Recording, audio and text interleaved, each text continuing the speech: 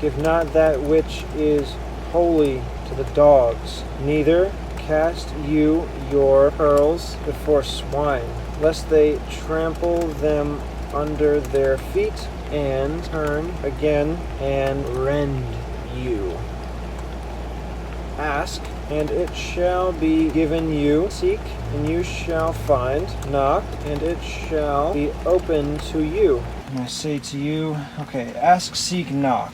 That is definitely in the Sermon on the Mount. Matthew 7, verse 7. Ask, and it shall be given to you. Seek, and you shall find. Knock, and it shall be opened to you. Verse 6 is not what was just mentioned here. Verse 6 is, give not that which is holy to dogs, and turn again and rend you.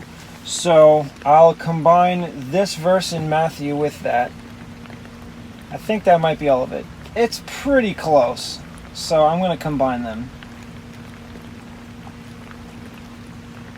You know what? If I also move therefore, all things whatsoever you would that do this golden rule, and then end before enter you in at the straight gate, for wide is the gate, broad is the way, that would make sense.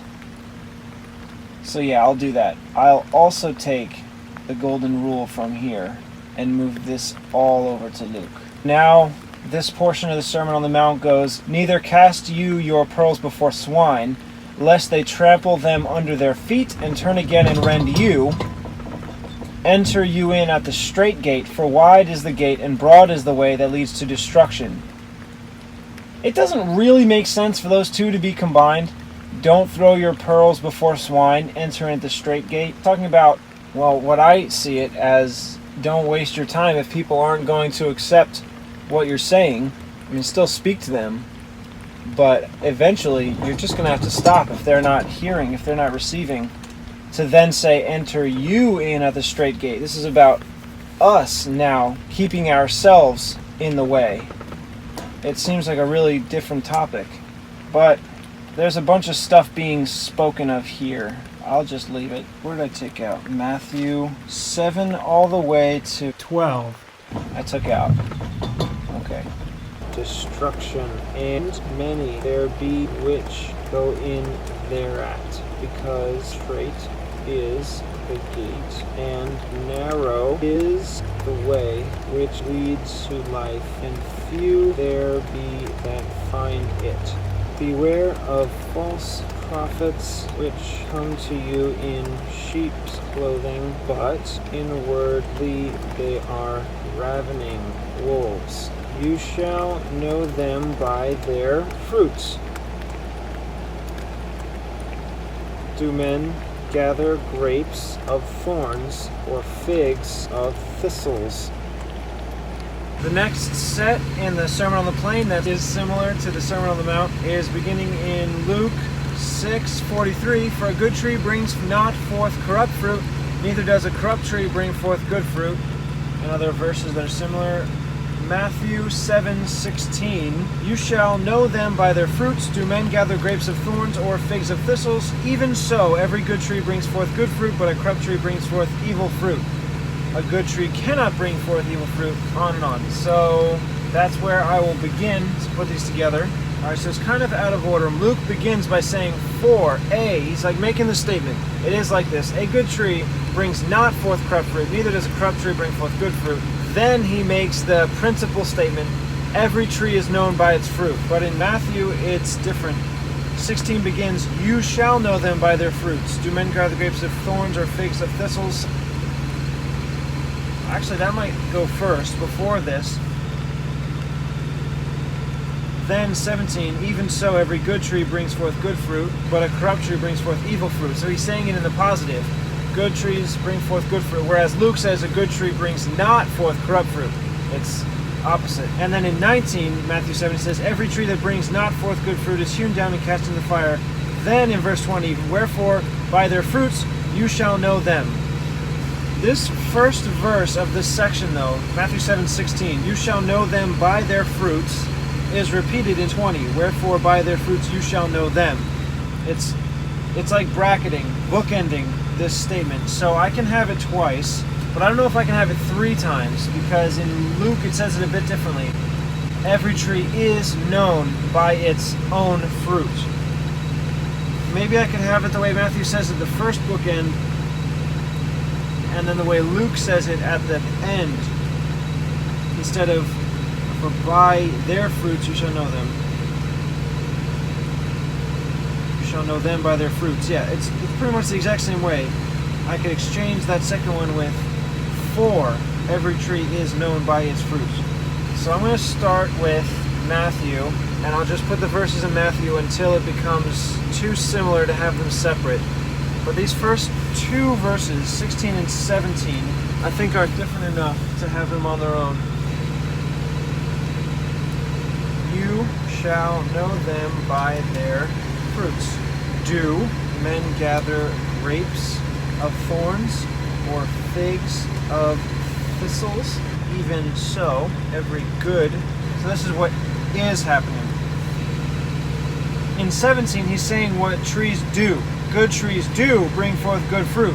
Corrupt trees bring forth evil fruit. And then in 18, he says opposite. A good tree cannot bring forth evil fruit. Neither can a corrupt tree bring forth good fruit.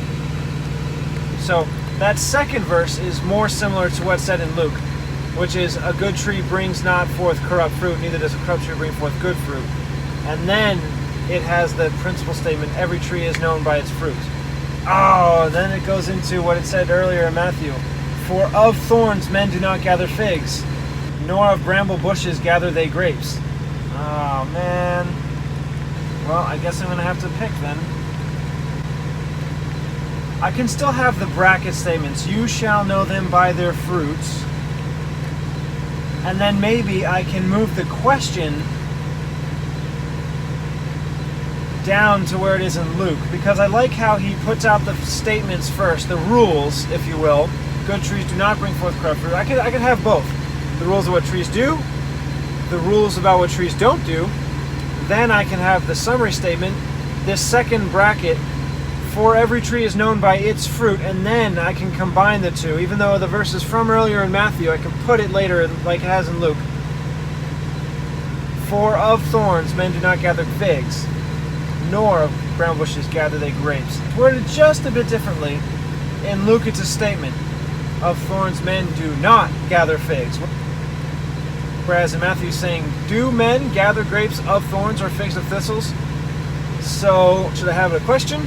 Or should I have it a statement? Do men gather grapes of thorns or figs of thistles? I like that, because it's like he's stating something that is extremely... He's stating something that's extremely obvious. Of thorns men do not gather figs, nor of bramble bushes gather they grapes. It's perfectly fine either way.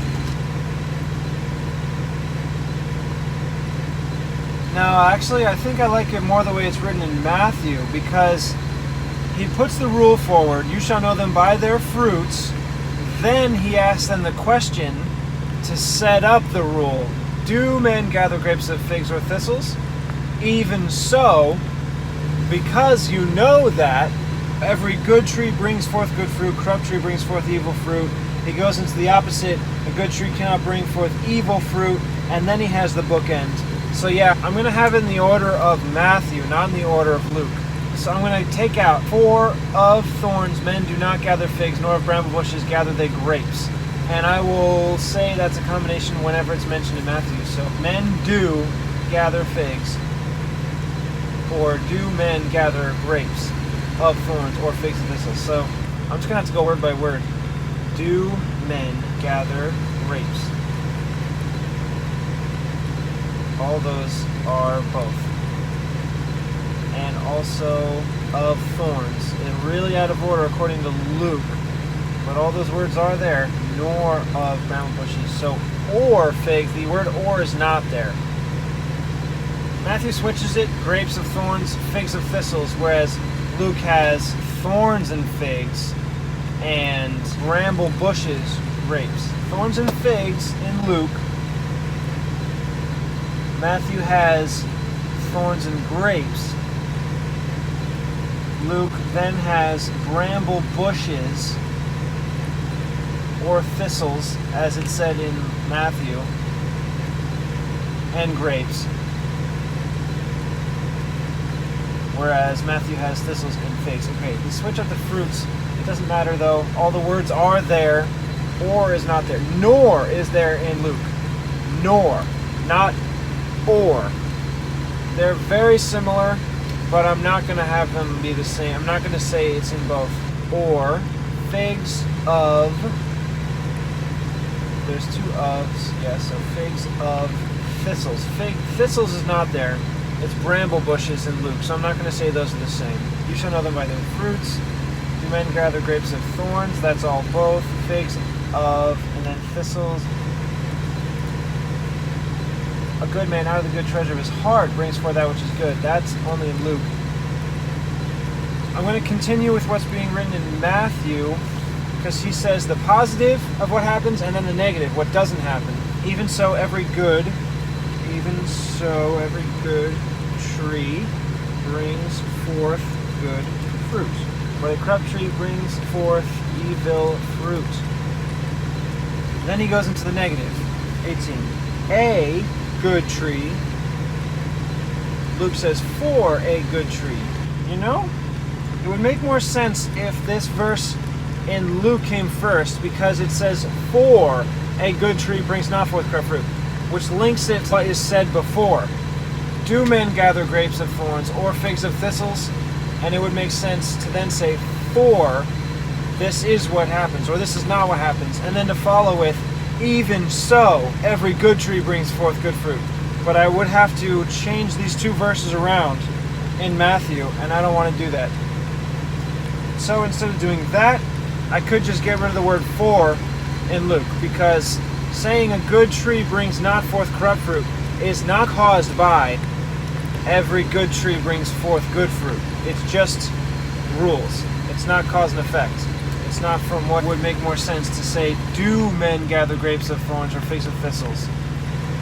So I will have to get rid of for, and I'll start it out with how it's written in Matthew, just A. I'll say they're both there. It's capitalized in Matthew, a good tree. That's both. Next words in Luke are brings not forth. Matthew says cannot bring forth. Is it what it can do or what it does? I think saying cannot is more forceful. He's really laying down like laws, rules that aren't just the way things happen to be, the way that you perceive it, but just the way that they absolutely are. A good tree cannot bring forth evil fruit. So I'll put cannot first, cannot bring. Now brings, plural, but bring, Matthew. Forth is both. Matthew says evil fruit. Luke says corrupt fruit. I wonder if I could have both. A good tree cannot bring forth corrupt evil fruit. Yeah, that would work. Could I have it the other way? A good tree cannot bring forth evil corrupt fruit. No, that's not quite as good. A good tree cannot bring forth corrupt evil fruit. Yeah, I can have both. So evil is in Matthew, that's red only. Corrupt evil fruit. Fruit is both. Neither does or neither can. The word can in Matthew is in italics, so I'm going to keep does from Luke, but neither is both. Neither does a corrupt tree bring forth good fruit. Bring forth good fruit. Okay, so a corrupt tree, it's all both. And then you have the principal statement, for every tree is known by its fruit. That's Luke. Matthew actually has another verse before its principal statement. Every tree that brings not forth good fruit is hewn down and cast into the fire. So I'll put that first before this next verse from Luke, only Matthew. Every tree that brings not forth fruit is hewn down and cast into the fire. Then Luke says, for every tree is known. Matthew says, wherefore by their fruits you shall know them. That's, like I said, it's very similar to what it was stated earlier in Matthew, verse 16. You shall know them by their fruits, them by their fruits. Wherefore by their fruits you shall know them. Clearly talking about people, but it keeps it in more of an allegorical sense in Luke. For every tree is known by its own fruit. A good man out of the good treasure of his heart. So it explains it that way in context by then talking about men. But just because I want to include the way it's stated in Matthew and the way it's stated in Luke, since I have the option of putting 2, because there's 2 in Matthew, I'm going to keep the second one the way it's written in Luke. Every tree is known by its own fruit. And then I'll just go on. A good man is known. All these other verses in Luke, I'll just leave as they are. Every good tree is known by its fruit. A good man out of the treasure of his heart brings forth that which is good. Evil man out of the evil treasure of his heart brings forth that which is evil. For of the abundance of the heart, his mouth speaks. I'm actually going to change this a bit. Put this last verse from Matthew at the end here. Wherefore by their fruits you shall know them.